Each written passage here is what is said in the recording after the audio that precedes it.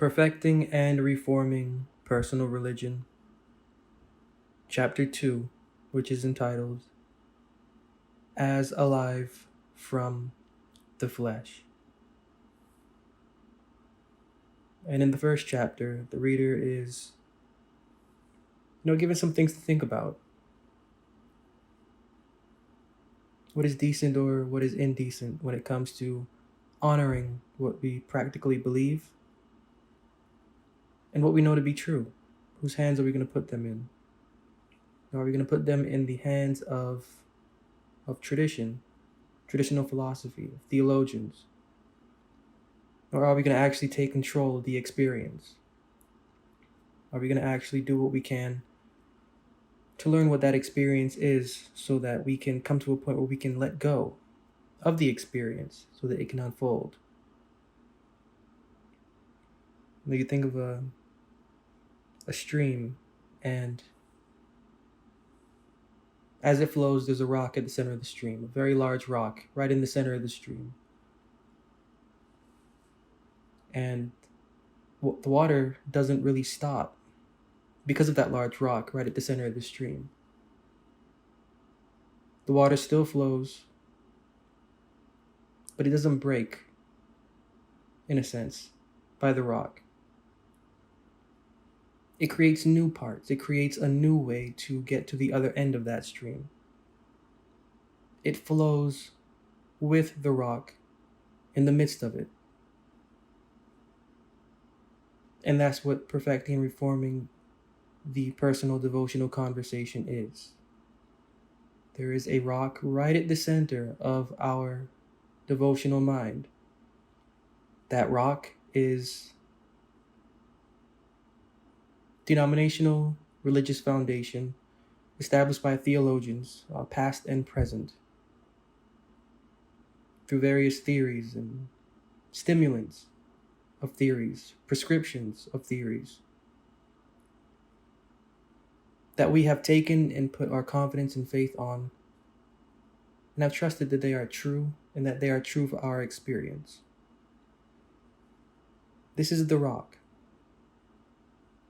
in the center of the stream. Now, our devotional conversation is that stream. So we've got that rock at the center of the stream telling us how we should flow. Now, if you go into nature, and if we just look at it quite simply, that rock does not tell that water how to flow. As a matter of fact, the water doesn't even acknowledge the rock's existence. The stream continues through the rock, going up, over, and around it. That's what perfecting and reforming your personal devotional conversation is. And that's what was briefly alluded to in the first chapter of this book. But in the second chapter, some new terms are introduced. The second chapter would have the reader as alive from the flesh. And although the chapter doesn't really divulge into what that means, building on the introduction from the previous chapter and introducing something for the third chapter, this second chapter talks about why abstinence from the stimulants from theological theories is so important. Well, it's so important because it leads into transformation. It leads into a transformation where the devotional mind has become the mind of the Bible, which is the point. You go back to the New Covenant promise in the book of Jeremiah. I will write my law in their heart and in their mind. I will be their God and they will be my people. Translate that into English. There is a philosophy that we are to inwardly live by, where we need no such stimulants around our neck or on our wall or hanging from our car in some place to remind us of something that we need to tune into. Remaining abstinent, or practicing abstinence from what we know are stimulants in whatever religious world we are in, if we are drawn to whatever the Bible has within it.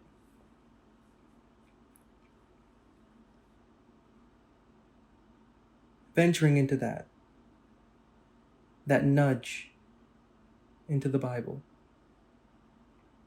Limiting self from paying attention to familiar thoughts, to familiar feelings, to familiar behaviors, to familiar actions that we are known to practice.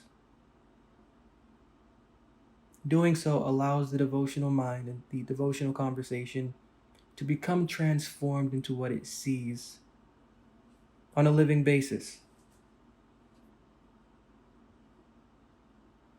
So in essence, the conversation is to reflect the image of the living God. Which is interesting because is that image physical? Can you right now look outside of your window and see the living God?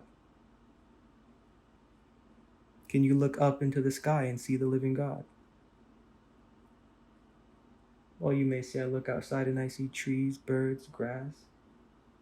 I see nature. So I am seeing the living God when I see nature. Are you really seeing the living God? And if you are, how do you describe what you're seeing? Well, you're seeing a print.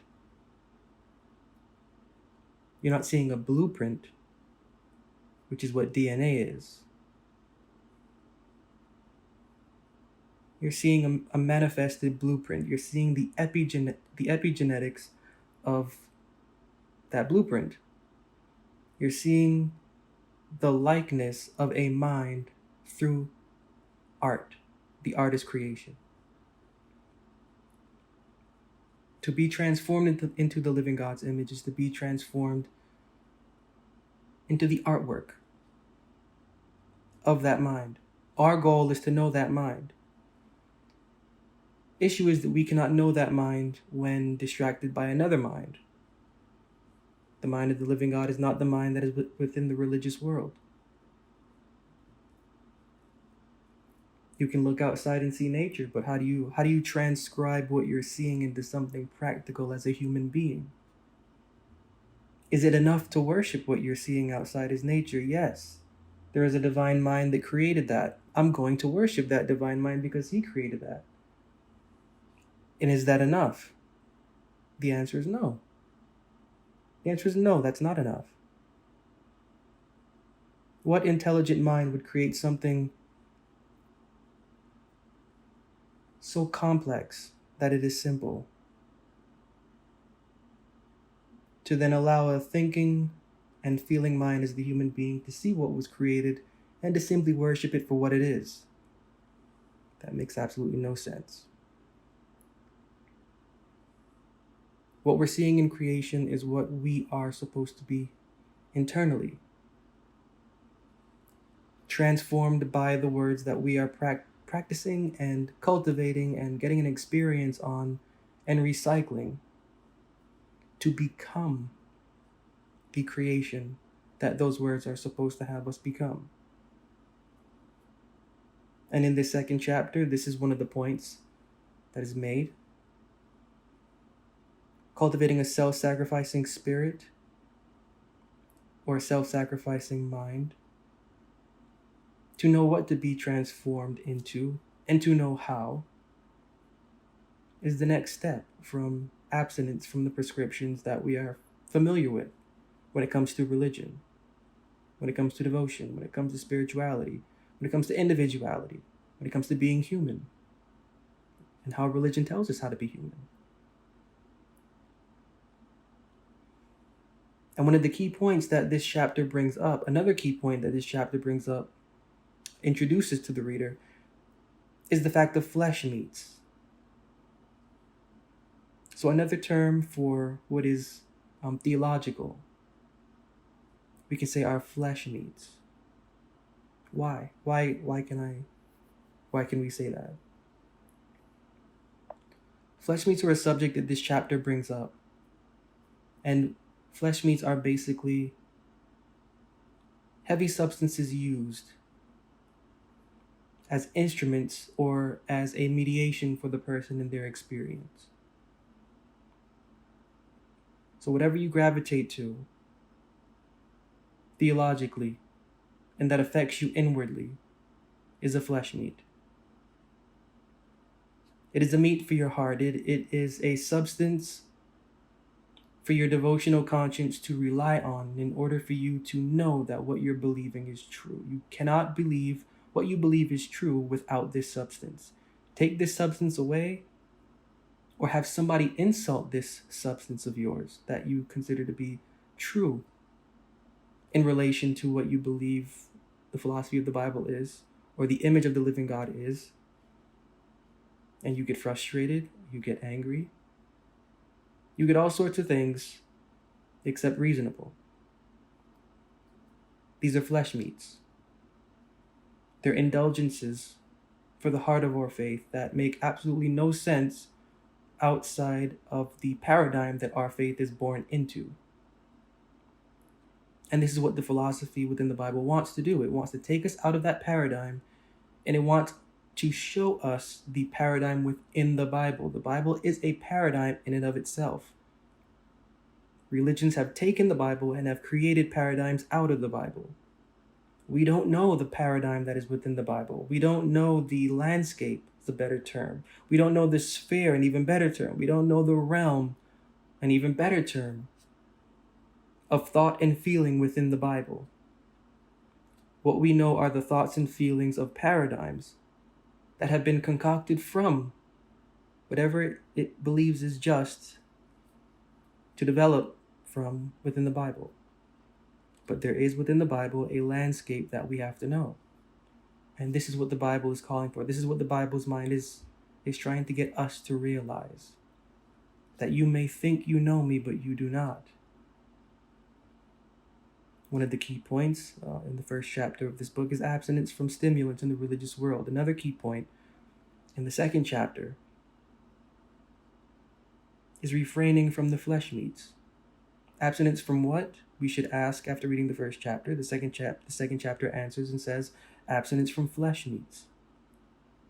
Okay, so why? The second chapter also answers that question, to be transformed or to become transformed into the philosophy that is within the Bible. And so a consistent demeanor is also what this chapter talks about, or encourages the reader to employ a consistent demeanor in the effort, because it's not easy. It's not easy to refrain or to think differently after how many years we have been thinking the same way about the character and the image of the living God, or about the character and the image of the Bible. It's not easy to commit to abstinence, and it's not easy to commit to learning and applying the things that are within the Bible alone, without the aid of a theologian, without the aid of some website telling you what the Bible is saying, without the aid of some book, of somebody from within the religious world telling you how you should feel about the experience you're experiencing. And then by the time you get to the end of this chapter, there's a saying to walk not as men. And this chapter does not break down just what that saying means, but men in the Bible, or man in the Bible, it translates to meaning minister. Man minister, men ministers. So if we're going to be walking as men, if we're going to be walking as ministers, we really can't maintain what the Bible is teaching, because the mind of a minister, the trained mind, is not the mind that is within the Bible.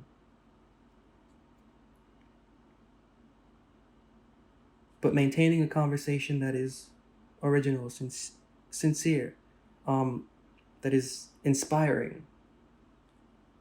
Personally, for devotional purposes, for practical purposes, for human purposes, for love, for industry, for innovation. This is the mind within the Bible that is to be conveyed to us as we experience what it's saying. And so this is what this second chapter within this book is trying to get the reader to understand, is that innovation can't be dictated. You're waiting for something to spark within you.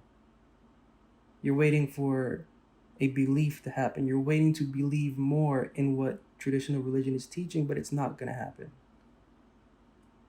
And if it does happen, it'll be through some sort of avenue that isn't healthy inwardly. The goal is to be transformed into the philosophy within the Bible. We don't know the philosophy within the Bible. The goal is to have the living God write his mind within our heart.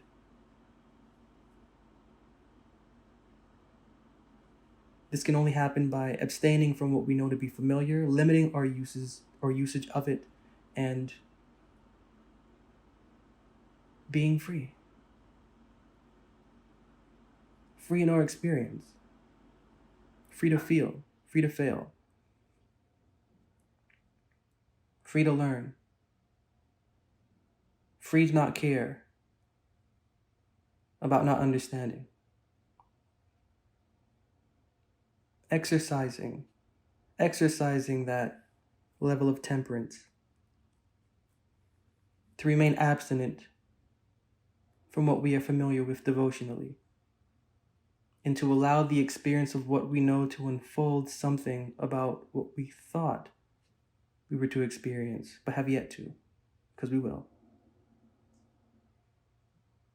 And that's what it means to be as alive from the flesh. As alive from the flesh means to be as separated as far from whatever our heart believes to be true as possible. We have to have what we believe to be true corrected. And we can only know that by venturing into the Bible itself, patiently and consistently.